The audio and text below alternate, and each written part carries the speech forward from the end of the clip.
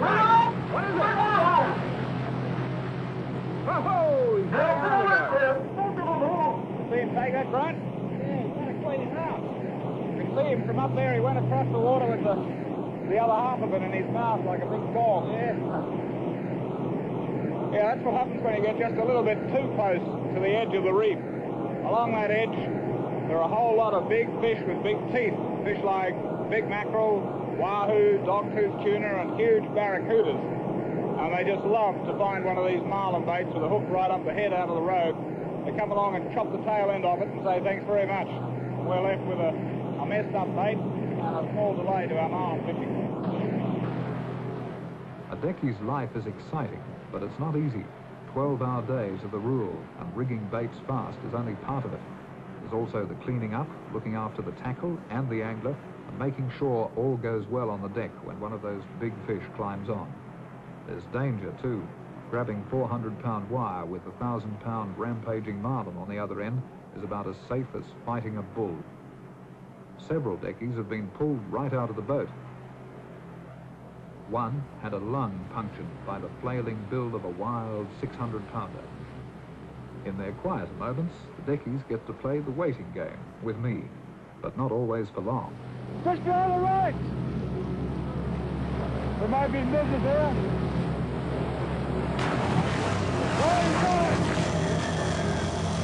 Which one? That one. All right.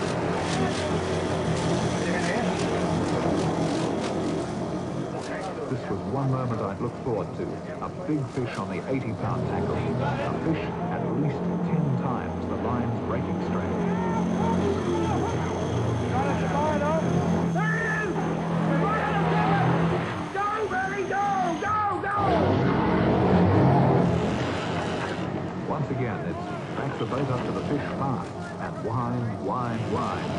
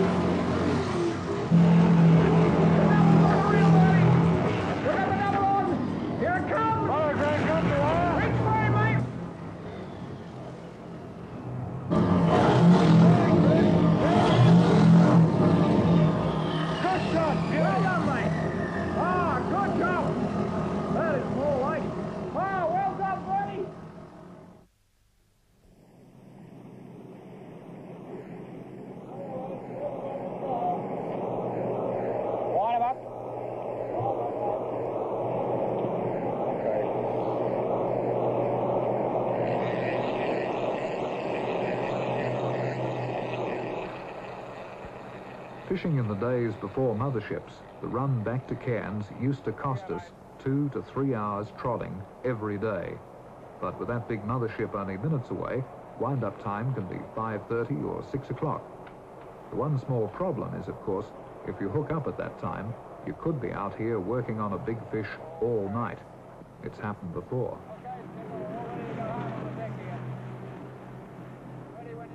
It's a good feeling to tag a big fish, and we felt pretty happy about our day. But as we headed for home, the radio made it clear that compared with the action some of the 13 other charter boats had seen, our day had been quiet. Number 10 Ribbon Reef had exceeded its reputation for producing big marlin. Some boats had encountered 20 marlin for the day. Others had actually tagged and released 8 or 9 fish between 800 and 1,200 pounds. On other boats, they were waiting only minutes between strikes, and on at least one, the crew could fish only one rod. There was never enough time to get a second bait in the water. After a welcome drink and a quick shower, we did the rounds of some of the other motherships and soon discovered that on this day, 2 1,000-pound fish on the deck was the rule, rather than the rare exception it had been. Number 10 Ribbon had fished well before, but never quite like this.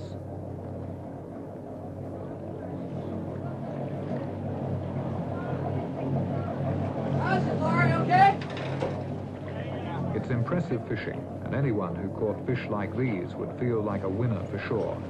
But I wonder sometimes whether we might not all be long-time losers when the big breeding female fish like these are taken.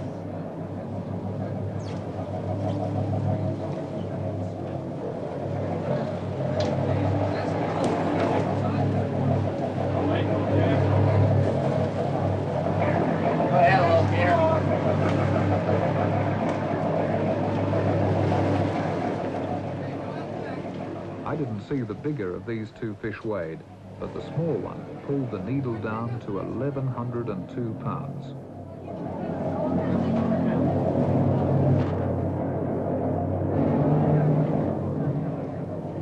Big black marlin fishing is a very expensive sport.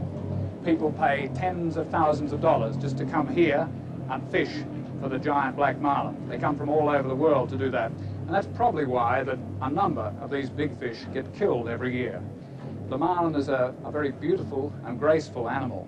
Killing them is not for me personally. I'd rather tag and release the fish. I can live with that. There is, of course, a lot of angler prestige that goes with being able to say, I fought and captured a marlin of over 1,000 pounds. It's my hope that most, and not just the top anglers, will soon realize that there's even more kudos and much more to be gained in being able to say, I fought and released a 1,000-pound marlin.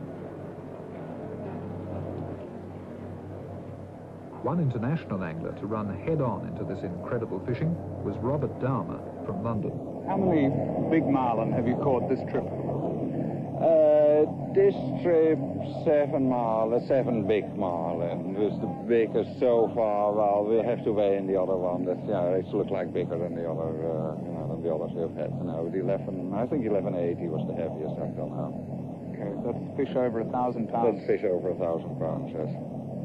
And you caught 3 in one day, I believe, which is some kind of a record even for Cairns. And 3 in one day hasn't been done before. It was the first time ever it has been done. But it's kind of ridiculous fishing. It's fishing that shouldn't happen, it happens. The kind of streak in marlin fishing. It's ridiculous. Just on that tack, does it worry you that you've killed 5 fish in 2 days?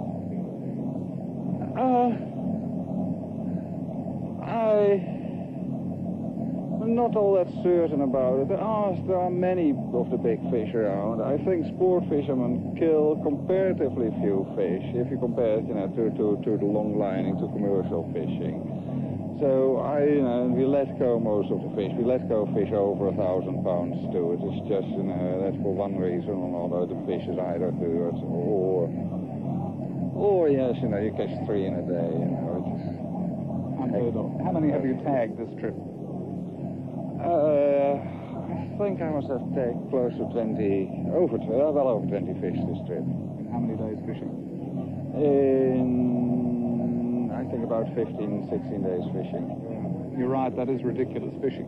Do you think this can last? I haven't seen over the years a difference in the quantity and the quality of the fishing here. I think the fact that the Japanese longliners have been removed further out of the coast, that this agreement has been changed, that should make in the long term a tremendous difference. Whether or not big fish are taken is decided by each individual angler. They pay the money and make the choice. No pressure is applied by the charter crew, but happily the trend is towards taking only potential record fish. The Marlin crews themselves prefer to see the great fish set free.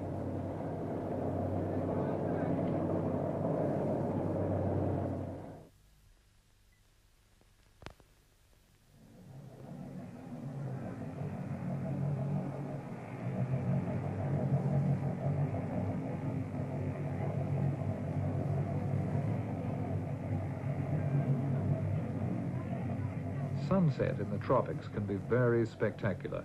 Out here on the reef, I think day's end is even more beautiful than on land. And of course, the setting of the sun doesn't always mean the end of the action. One of the bonuses of a Marlin trip like this with the mothership is that we get to stay out here on the reef overnight. And that gives us an opportunity to do something really special, a night dive. The reef at night is different from the way it is during the daytime. At night, lots of animals come out to feed, the coral changes, the polyps all come out, and it can be really special and really beautiful. I've got a great group of mates here who've all done this before, and they're just dying to take me for a go, because this is going to be my first night dive.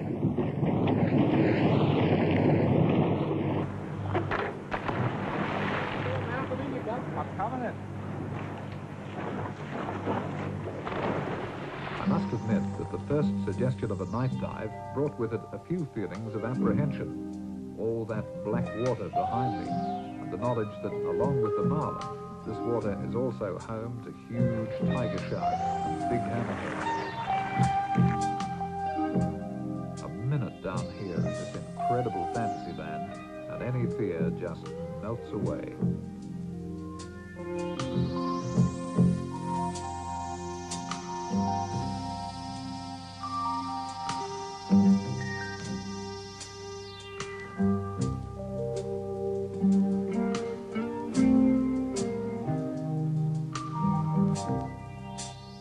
Although you don't see as many fish at night, there are things out and about down here right now you would never see during the day.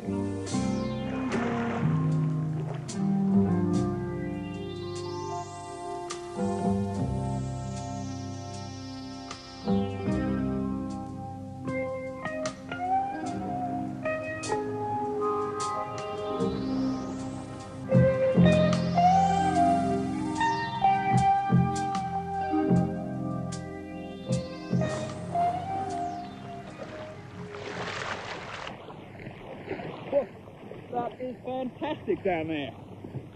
All the colours are lit up by the lights, and the polyps are all out and feeding. It's just fantastic. Whole showers of little bait fish and tiny little shrimp-like things glowing in the light. It's the most amazing thing I think I've ever seen. This way, man.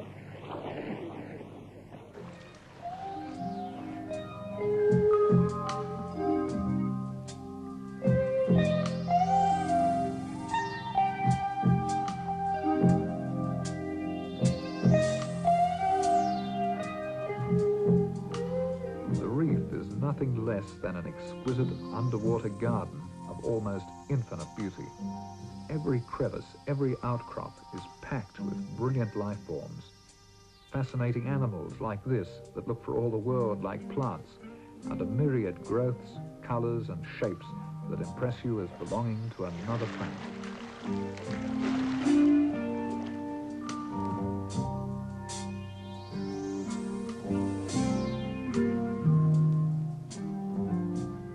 Mates with the scuba gear can go deeper and probably see more than I can here. But even with just a snorkel, this is one very special and unforgettable experience. If you ever get the chance, take it.